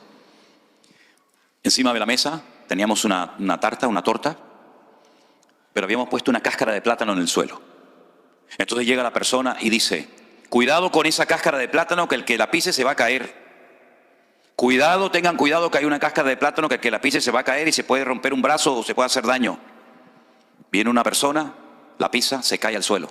Pero enseguida viene una persona con la fregona, con el cubo, con todo, lo recoge, lo limpia, lo deja todo preparadito. Y viene alguien a continuación y dice, la persona que acaba de pasar ahora pisó la cáscara de plátano y se cayó en un ángulo de 45 grados. A continuación esa persona tuvo que ser llevada al hospital donde fue atendida, estuvo 3 meses cayolado en una cama, de vuelta que dale, no sé qué, no sé cuánto. Pero llega otra persona y dice, ¿y qué pasó? No, que al tropezar tumbó la tarta. No se preocupen, ¿cuánto vale la tarta? Muchacho, corre, vete a comprar inmediatamente una. Pero aparecía otro por allí y decía, a ver, tú coge la fregona, tú vete para allá, coge al muchacho al hospital, cómprame una tarta. ¿Cuáles fueron los dones que se manifestaron ahí? El profeta vino y dijo, se van a caer, lo estoy diciendo más. Al profeta, al que predica la palabra, muchas veces al que menos caso se le hace. ¿Quién fue el que dio una explicación de lo que había sucedido? El maestro. ¿Y quién fue el que fue corriendo a buscar la tarta? El que tiene el don de servicio. Pero después vino alguien y le dijo, hermana, ¿te pasó algo? ¿Qué te ocurre, mi niño? Levántate. El don de misericordia, ¿verdad? Y cada uno de los dones se va manifestando de una forma natural en la vida de la gente. Y a veces la gente ni se entera, ni se percata que tienen. Pero son dones tan importantes y tan necesarios dentro de la congregación. Ahora, puede ser que una persona esporádicamente se ponga en una puerta para dar la bienvenida a la gente. Y no necesariamente tiene el don de servicio. Pero el que tiene el don de servicio le sale por todos los poros de la piel. No hay que decirle nada. Él se pone, él limpia, él friega, él va. Él no quiere ni que le digan gracias. Él no depende de nadie, sino que él disfruta sirviendo a los demás. Y eso es un don. Hay gente que le gusta que le sirvan y hay otros que le encanta servir a los demás. Entonces son dones muy hermosos que se pueden terminar convirtiendo en algo que es algo evidente y que la iglesia reconoce de una forma clarísima. ¿Por qué? Porque es algo que sale por todos los poros de su cuerpo y tiene evidentemente un don. Pero no se puede mezclar la palabra don con la palabra ministerio porque son dos cosas completamente diferentes. Digo para hablar con propiedad. Si una persona tiene el don de servir y quiere decir, como lo dicen, yo tengo el ministerio de servir, bueno, dígalo, pero yo le enseñé que la forma correcta de hablar no es esa. La forma correcta de hablar es lo que dice la Biblia, pero después cada uno que haga lo que quiera, ¿sí? ¿Alguna pregunta más? No sé si respondí a su pregunta, hermano Gregorio. ¿Sí? Ok. Déjeme que responda a una pregunta que me mandaron, porque son personas que llevan tiempo esperando una respuesta. Esta pregunta la manda un hermano que se llama Pablo desde Argentina y dice así. Pastor, un hermano me dijo que Dios no castiga. Pero yo leo, por ejemplo, en la Biblia, en Apocalipsis, en el libro de Hebreos y en otros, en la versión Reina Valera, y veo que Dios sí castiga. ¿Será que se ha traducido mal la Reina Valera? Quedo a la espera de su respuesta. Dios le bendiga y muchas gracias. Mire, hermano Pablo, le digo lo siguiente. No es cuestión de traducción, no es cuestión de versión, es cuestión de conocer el corazón de Dios. Dios, claro que castiga. Es un Dios de amor. Pero dice la Biblia que Dios también es un Dios justo. Y lo que pasó en Sodoma y Gomorra, ¿quién produjo la destrucción de Sodoma y Gomorra? ¿El diablo? ¿O fue Dios? ¿Quién mandó el diluvio? ¿Satanás? ¿O lo mandó el Señor? ¿Quién fue el que creó el infierno? ¿Satanás? ¿O lo creó el Señor para Satanás y todos sus demonios? ¿No dice la Biblia en la carta del que fuera a los hebreos que Dios al que ama castiga o disciplina? Claro que Dios castiga, pero castiga al desobediente, castiga al pecador, castiga al que no guarda la palabra de Dios. Pero al obediente lo honra, lo premia, lo bendice y lo usa. Así que no es cuestión de que la Reina Valera esté mal traducida, es cuestión de que conozcamos el corazón y la naturaleza de nuestro Dios y veamos que el que dijo la paga del pecado es la muerte, no fue el hombre, no fue la iglesia, sino fue Él en su palabra. Por lo tanto, las consecuencias del pecado, tanto a corto como a largo plazo, son terribles. Cuando Adán y Eva pecaron, bueno, no pasa nada, que se queden en el jardín del Edén. No, fuera de aquí. Los expulsó, ¿por qué? Porque Dios castiga y no tolera el pecado, y ese es nuestro Dios. Amén, hermanos.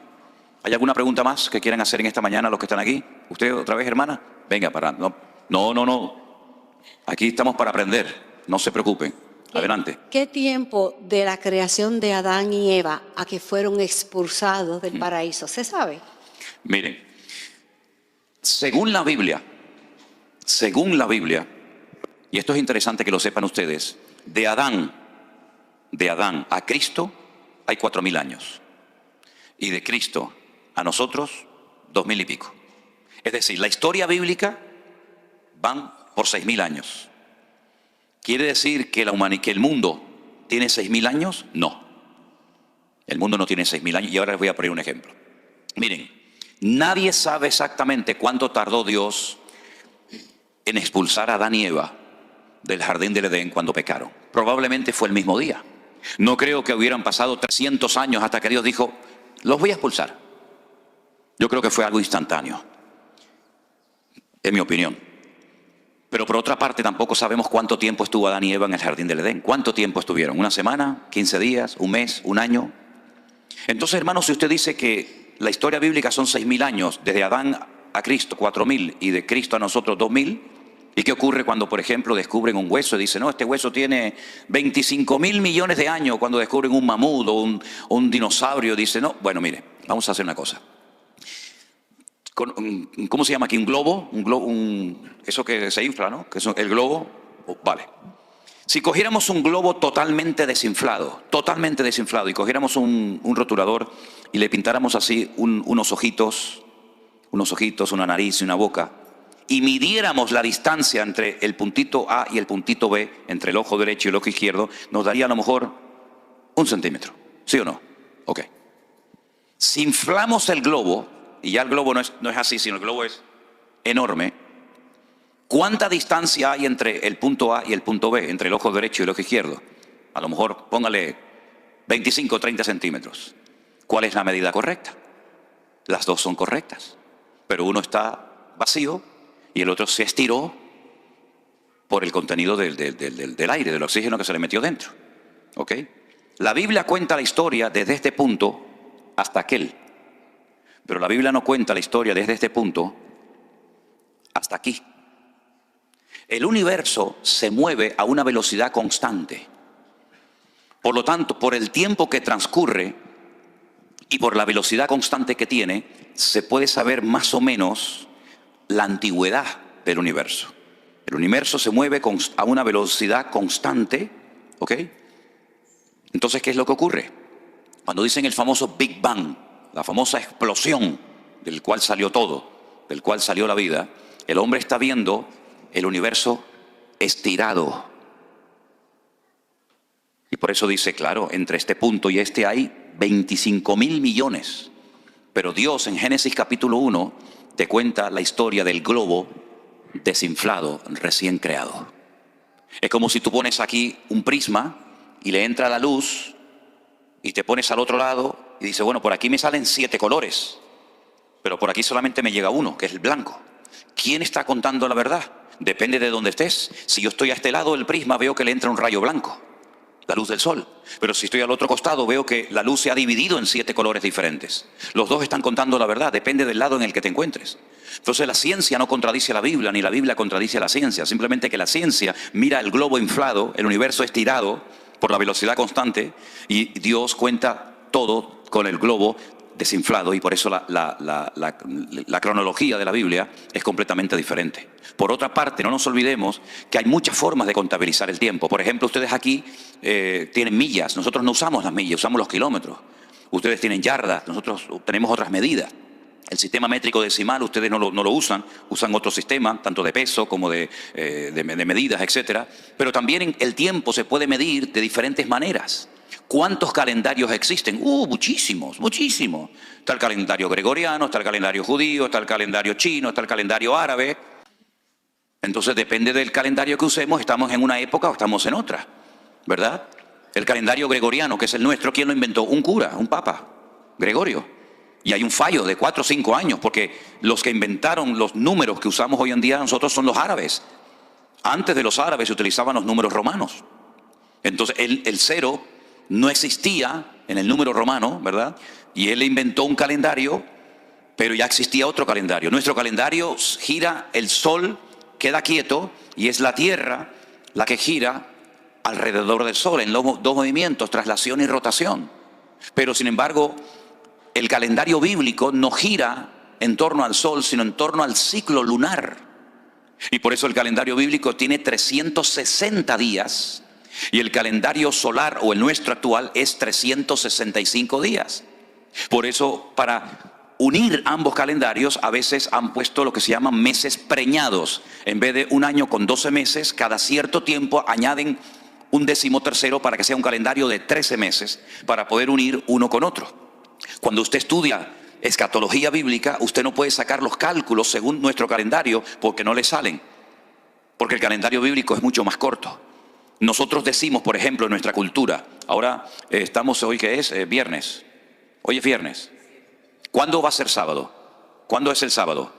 No. El sábado empieza esta noche, ¿a qué hora? No, a las 6 no. A las 12:01. Ahí empieza el sábado. En la Biblia no. En la Biblia empieza al día siguiente cuando ya se ven 3 estrellas en el cielo. Cuando ya se oculta el sol, ya es sábado. Yo he recibido hoy mensajes de Israel donde me dicen Shabbat Shalom, Shabbat Shalom, feliz sábado.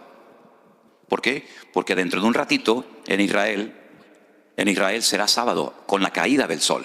Cuando naturalmente una mujer ya no tiene luz para enhebrar una aguja, ya es el día siguiente.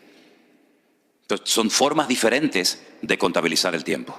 Así es que es muy importante saber todos estos detalles, porque hay muchas personas que han dado fechas y han puesto cálculos y no coinciden, porque la forma de medir el tiempo en la Biblia, ¿no dijo el Señor, el día tiene 12 horas? Y uno dice, no, el día tiene 24. Pero Él dijo, el día tiene 12 horas. Por eso cuando Él dijo el día y la hora, nadie la puede saber, claro que no, porque cuando en Europa es de día, aquí es de noche, y cuando unos se levantan, otros se acuestan, es totalmente imposible jugar con el tema de fechas, que lamentablemente muchos se han dedicado, incluso hasta últimamente, a estar con este jueguecito, y después pasa lo que pasa, ¿se dan cuenta? ¿Alguna pregunta más, hermano? A propósito de tiempo, Sí. un pariente pastor también, Armando Lucy, que acaba de disculparse, porque dio una fecha del advenimiento. Mucha gente, escuchando a unos pastores, inclusive usted, que dicen ya está muy próximo. Entonces mi pregunta es, hablando del tiempo, ¿próximo puede ser una semana o 1000 años?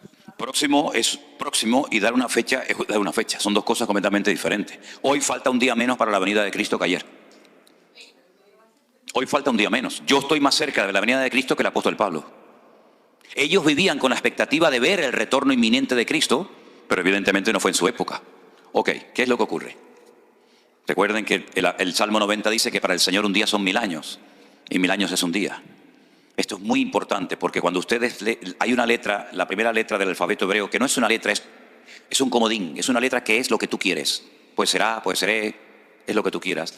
En el primer versículo de la Biblia aparecen 6 letras Aleph. Aleph, Elef son 1000. Es decir, la Biblia te va a relatar en un periodo de tiempo una serie de cosas que van a ocurrir. Entonces, conociendo el tiempo, conozco la señal que se va a producir en mi época. La señal del profeta Jonás no es para nosotros, la señal del profeta Jonás fue para la generación del Señor Jesucristo, ¿vale? Pero en cuanto a la venida del Señor, ¿qué es lo que falta? Bueno, es que habría que clarificar qué es la venida del Señor y qué es el arrebatamiento de la iglesia, porque son dos cosas completamente diferentes. ¿Qué es lo que está esperando el creyente? ¿Que venga Cristo o que seamos arrebatados con Él? Ahí bueno, es que ahí habría que clarificar. Ok, vamos a leer un versículo bíblico que nos va a dar, y vamos a ir, pienso yo que concluyendo, porque si no podemos, yo por mí no tengo prisa, pero por ustedes más que nada, vamos a leer unos versículos bíblicos que son muy clarificadores para responder a la pregunta de nuestro hermano. En 2 de Tesalonicenses, por favor, apréndanse este capítulo de memoria, lo pueden hacer sin ningún problema. El capítulo 2 de 2 de Tesalonicenses es de vital importancia, sobre todo para nosotros hoy en día. Y dice así la palabra del Señor. Estamos en 2 de Tesalonicenses, capítulo 2, versículo 1. Con respecto a la venida de nuestro Señor Jesucristo y nuestra reunión con Él, os rogamos, hermanos, que no os dejéis mover fácilmente de vuestro modo de pensar, ni os conturbéis, ni por espíritu, ni por palabra, ni por carta, como si fuera nuestra, en el sentido de que el día del Señor está cerca. La palabra venida del versículo 1 es la palabra parousia. Hay 2 palabras griegas para definir la venida del Mesías. La Biblia profetizaba 2. Una, como siervo sufriente que ya se produjo hace 2000 años, y la palabra epifanía. Y la segunda palabra para hacer referencia a la segunda venida del Señor Jesucristo visible es parousia. Luego tendríamos que leer en el verso 1 con respecto a la parousia, es decir, con respecto a la segunda aparición visible del Señor Jesucristo. Ojo a los datos que va a dar el Señor. Nadie os engañe, verso 3, nadie os engañe en ninguna manera, porque no vendrá, ¿quién? El Señor. El Señor no vendrá, repito, no vendrá el Señor, ¿hasta cuándo? Hasta que venga la apostasía y se manifieste el hombre de pecado, el hijo de perdición. Definamos estos 2 conceptos. ¿Qué es apostasía y qué es la manifestación del hombre de pecado y el hijo de perdición? La apostasía es el descontrol, la anarquía en el mundo total. No hay moral, no hay principio, no hay valores, no hay nada. Dice el Espíritu claramente que algunos apostatarán de la fe, se darán marcha atrás, abandonarán los caminos del Señor, ¿verdad? Todo será un caos, un desorden total y absoluto. ¿Eso ha comenzado a ocurrir o todavía no lo vemos? No, hay que estar ciego, ¿no? Hay que estar ciego. Vayan a Europa para que vean lo que es aquello. Vayan a las Islas Canarias para que vean lo que es aquello. Sodoma y Gomorra por 20, del 1 de enero al 31 de diciembre. Eso ya está. Pero falta un segundo dato, algo que nos da aquí Pablo, que dice: se manifieste, se dé a conocer el hombre de pecado, el hijo de perdición. ¿Este señor quién es? El anticristo. El único que emplea la expresión o la palabra, el término anticristo, es Juan. Esa palabra solamente la emplea Juan. Pablo lo llama el hombre de pecado, el hijo de perdición, el inicuo. Daniel lo llama el cuerno pequeño. Juan lo llama el anticristo, pero es la misma persona. Fíjense las características de este personaje un líder político, se opone y se levanta contra todo lo que se llama Dios o es objeto de culto. Todo lo que es objeto de culto le hará la guerra. Tanto que se sienta, ¿dónde?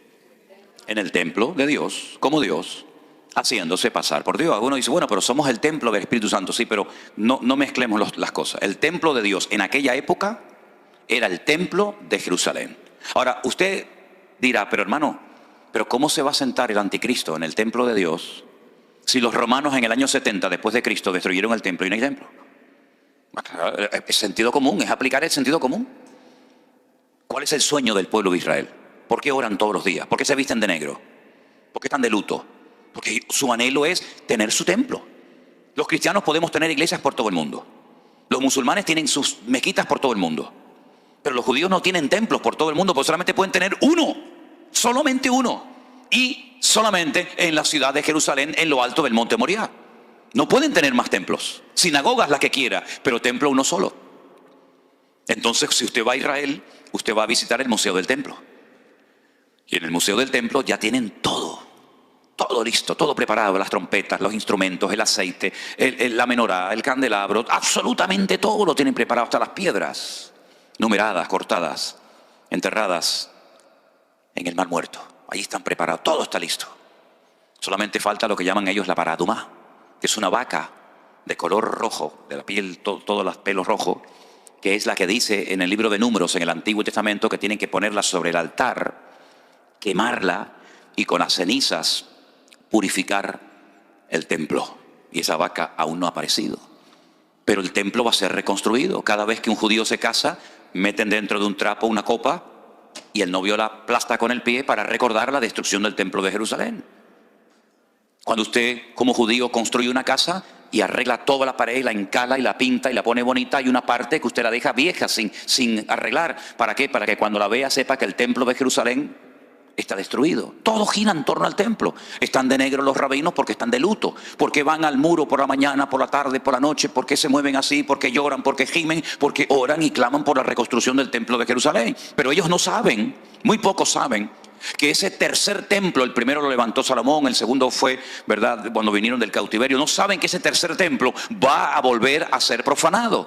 Mateo capítulo 24, Jesús dijo, cuando veáis la abominación desoladora de la cual habló el profeta Daniel, el que lea entienda, la profanación del lugar santísimo, ahí es cuando el anticristo se sienta en el templo de Dios, haciéndose pasar por Dios. ¿No os acordáis que cuando yo todavía estaba con vosotros os decía todo esto? En otras palabras, hay un proceso.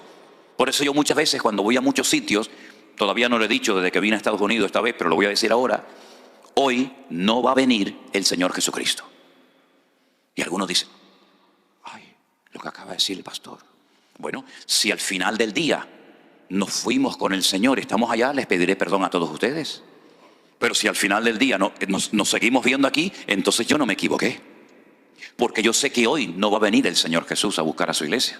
Porque todavía faltan algunos detalles que no se han dado y por lo tanto aprovecho el tiempo porque sé que cada vez me queda menos, porque el Señor viene pronto, pero todavía no se han dado los datos, las características para que el Señor aparezca en cualquier momento. Me preguntan muchas veces, ¿y usted cree que el anticristo, este líder político, está por ahí? Yo digo, totalmente convencido. Totalmente convencido. Creo que está por ahí. El anticristo no es un personaje de Hollywood, es un señor con pasaporte, con documentación, con seguridad social, con papá, con mamá, con abuelo, con carne, con hueso. Aún no se ha manifestado y se va a levantar en Europa. El antiguo imperio romano abarcaba desde todo lo que era España, Finisterre, el fin de la tierra, todo lo que es Europa, todo lo que es Oriente Medio y todo el norte de África, todo el Magreb. Eso era el territorio del imperio romano. Por eso las dos piernas de la imagen de Daniel, uno es un continente y otro es otro continente con los 10 dedos que le salían, ¿verdad?, de las piernas, de los pies. Por lo tanto, son muchos detalles que la Biblia nos da para que aquel día no sorprenda como ladrón en la noche. El Señor viene, amén, hoy lo hemos recordado con el pan y el vino, pero todavía quedan algunos detallitos. Claro, yo jamás en mi vida voy a dar una fecha, como algunos dan por ahí fechas. Yo no la voy a dar, pero sí digo que hoy falta menos para la venida del Señor. Si le preguntas a un rabino judío, ¿cuánto falta para...? Ellos lo están esperando por primera vez, nosotros por segunda. ¿Cuánto falta para que venga el Mesías? Te dice 1 hora. Sí, pero haz el cálculo. Si un día son 1000 años y 1000 años es un día, ¿cuánto es una hora? Bueno, es una regla de 3. Ustedes la sacan, se lo dejo como tarea. Es decir, falta poco tiempo. ¿Qué tenemos que hacer? Aprovechar el tiempo porque los días son malos. Entonces las señales que nos rodean nos indican que el mundo es tan cambiante. Miren lo que pasó en marzo del 2020. Nunca en la historia había sucedido que toda la humanidad, todas las naciones de la Tierra, todos los 5 continentes, estuviéramos confinados en nuestros hogares. Y el Señor utilizó ese tiempo para limpiar la iglesia, para sacudir nuestra conciencia, para llevar a centenares de miles de personas a los pies de Cristo. Porque aquí hay una clave y es la siguiente. ¿Qué es lo que será? Pregunta en el libro de Eclesiastés capítulo 1. ¿Qué es lo que va a suceder? ¿Qué es lo que será? Y responde, dice, lo mismo que fue. Luego la clave de interpretación del futuro es conocer bien el pasado. Si tú sabes lo que pasó, sabrás perfectamente lo que sucederá en el futuro. Porque Dios habla del futuro en tiempo pasado.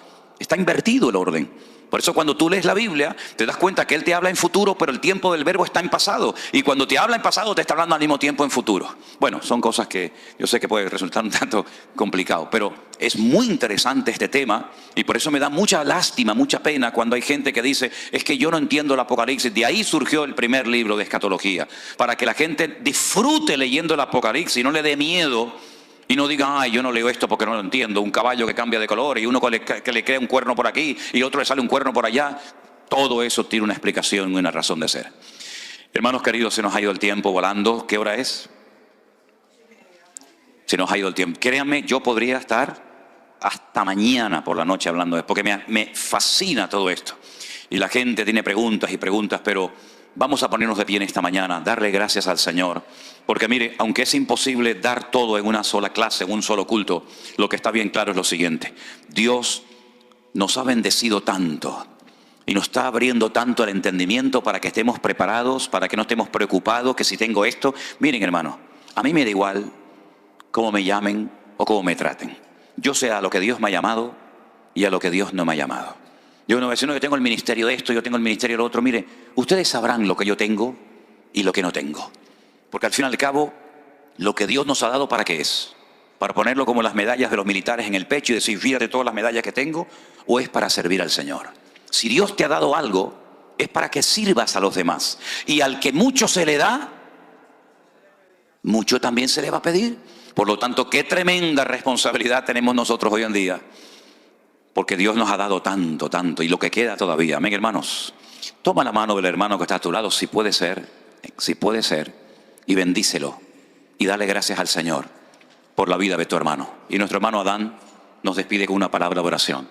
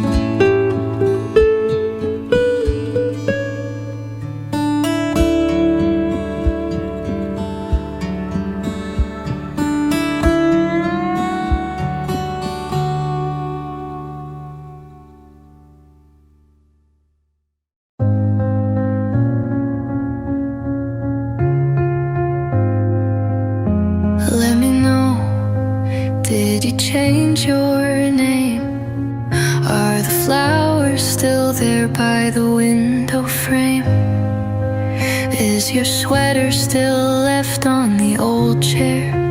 Did you ever really want